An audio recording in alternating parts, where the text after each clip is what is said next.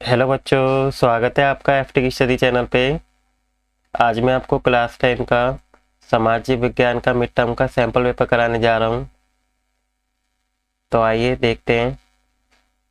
आपका जो बच्चों पेपर होगा वो टोटल 80 मार्क्स का होगा और इसमें 38 प्रश्न आएंगे आपके, ठीक है। 4 खंडों में आपका पेपर आएगा। खंड का आपका इतिहास का होगा, खंड का आपका भूगोल और खंड का आपका राजनीति विज्ञान और खंड का आपका अर्थशास्त्र का होगा, ठीक है। प्रत्येक खंड में 20 अंकों के क्वेश्चन होंगे, सभी के मतलब सभी आपके 20 मार्क्स का होगा ये चारों खंड। तो आइए सबसे पहले हम खंड का देखते हैं। खंड का में आपके इतिहास के क्वेश्चन। फर्स्ट क्वेश्चन पूछा गया कि जेम्स वॉट ने डैश के द्वारा बनाए गए भाप के इंजन में सुधार किया था।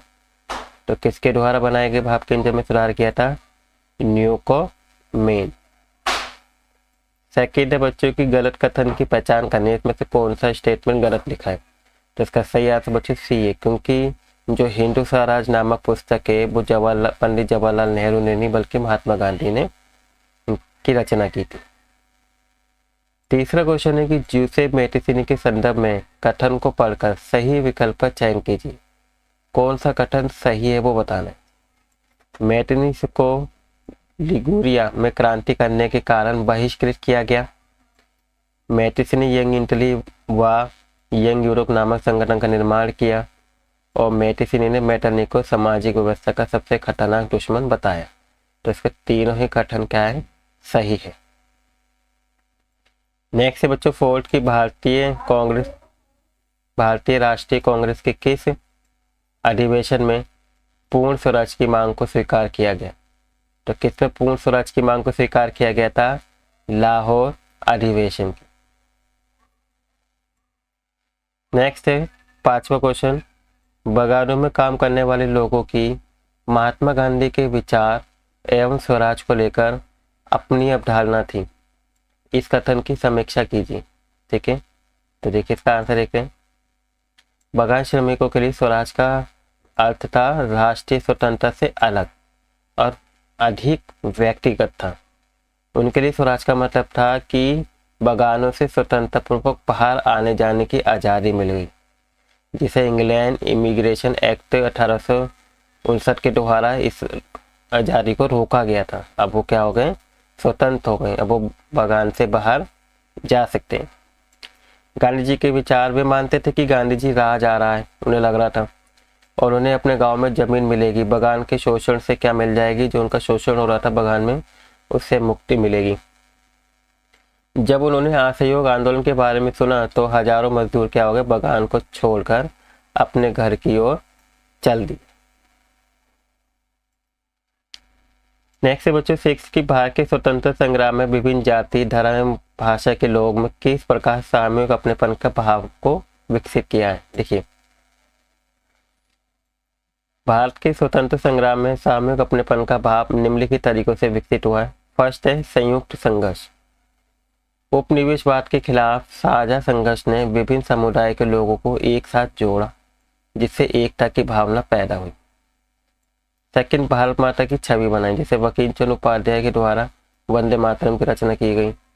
भारत माता की छवि ने लोगों को राष्ट्र को एक माँ के रूप में देखने लगी और उसके प्रति भक्ति विकसित करने में मदद की।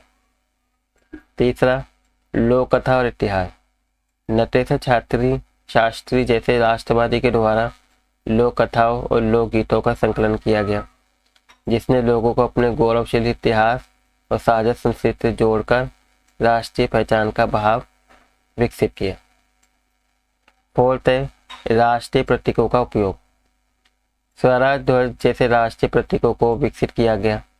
मार्च और विरोध प्रदर्शन के दौरान ध्वज को साथ लेकर चलने से लोगों में एकता और अपनेपन की भाव दिखाई दी, ठीक है। नेक्स्ट है बच्चों 7 क्वेश्चन। 7 में फर्स्ट है आपका क्रांतिकारी फ्रांस उत्तरदायी प्रजातंत्र का पहला राजनीतिक प्रयोग था। इस कथन का मूल्यांकन कीजिए। तो देखिए फ्रांसीसी क्रांति 1789 में यूरोप में उदार लोकतंत्र के जन्म को चिन्हित करता है। इसने पूर्ण राजतंत्र का अंत किया है और एक संवैधानिक शासन प्रणाली स्थापित की है। स्वतंत्रता, समानता, बंधुत्व के विचारों ने लोगों को लोकतांत्रिक और अधिकारों की संघर्ष करने की प्रेरणा दी है। क्रांति के दौरान राष्ट्रीय सभा जैसी निर्वाचित संस्थाएं स्थापित की गई और नागरिकों को मनुष्य और नागरिक के अधिकार की घोषणा के माध्यम से अधिकार प्रदान किए। ये अन्य देशों के लिए एक आदर्श बन गई और जनसत्ता के विचार को फैलाया गया, जहां सत्ता राजा की नहीं बल्कि जनता की होती थी। नेक्स्ट बच्चों, इसकी चॉइस में दूसरा क्वेश्चन दिया कि जर्मनी का एकीकरण की प्रक्रिया का वर्णन कीजिए। तो देखिए, जर्मनी का एकीकरण 1866 से 1871 तक प्रशा के नेतृत्व में हुआ।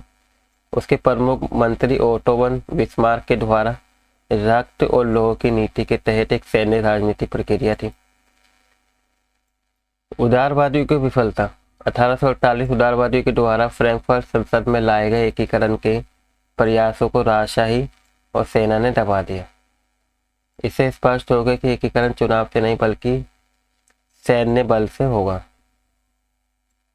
बिस्मार्क का नेतृत्व। 1862 के बाद प्रशा के प्रमुख मंत्री बिस्मार्क ने एकीकरण की जिम्मेदारी ली।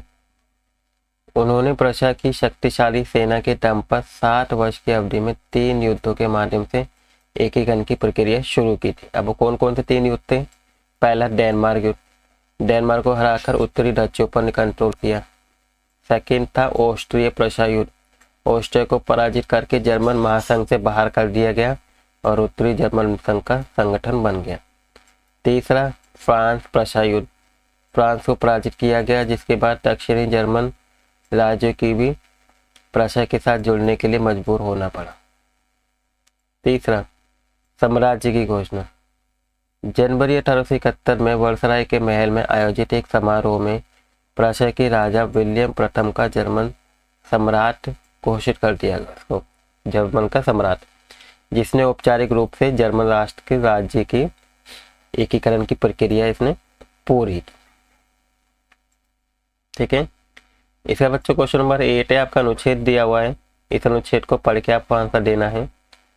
अनुच्छेद में लिखा है कि 17वीं और 18वीं शताब्दी में यूरोपीय शहर के सौदागर उत्पादन के लिए गांव की तरफ रुख करने लगे थे, मतलब गांव की तरफ जाने लगे थे। इसके कारण शहर और गांव के बीच एक घनिष्ठ संबंध विकसित हुआ। सौदागर रहते थे तो शहर में थे, लेकिन उनके लिए काम ज्यादातर देहात में चलता था, गांव में। यानी इंग्लैंड के कपड़ा व्यवसायी स्टेपल्स से ऊन खरीदते थे और उसे सूट काटने वालों के पास पहुंचा देते थे। इससे जो धागा मिलता था उसे बुनकर और फुलझर और रंगसाजों के पास ले जाया जाता था। लंदन में कपड़ों की फिनिशिंग होती थी।